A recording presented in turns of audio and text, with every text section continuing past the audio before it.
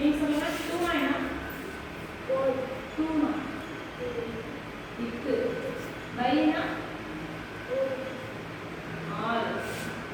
இக்குனா இதெல்லாம் ஓடு. சரியா? நீ சொல்லுமா? இக்குனா மூணு, பைனா ஆறு, டூனா இக்கு. சரியா? மீனிங் கிடையாது, உங்களுக்கு புரியணுங்கிறதுக்காக தான். சரியா? அப்போ பை மீனா என்ன?